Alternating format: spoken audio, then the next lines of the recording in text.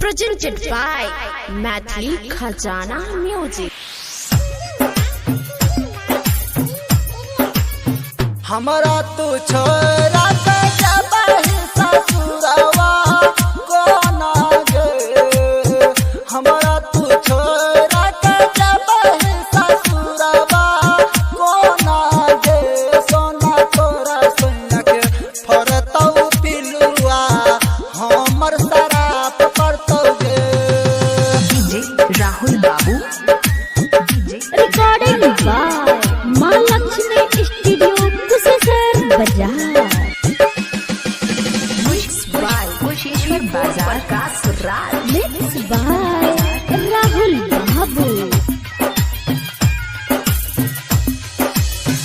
मंगिया सजाई के एला तू हमरो गाना मांगे। मंगिया सजाई के एला तू हमरो गाना मांगे। सोना तोरा सैया के फरतौ पिलुआ हमर शराब करतौ गे।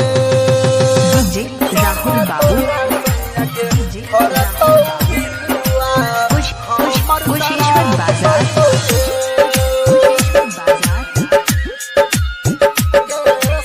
Mixed by Deepak Prakash Raj. सैया के से जैसा के बही तू जाई के सुरबा गे।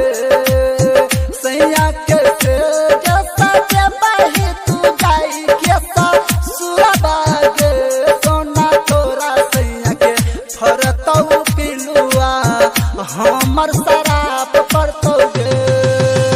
डीजे राहुल बाबू Recording by Mahalakshmi Studio, Kusheshwar बाजार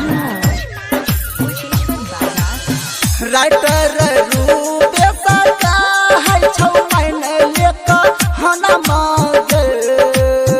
राइटर रूपे सजा है छौ महीने लेकर हना मांगे। सोना भमक छोड़ के नहीं जो ससुरबा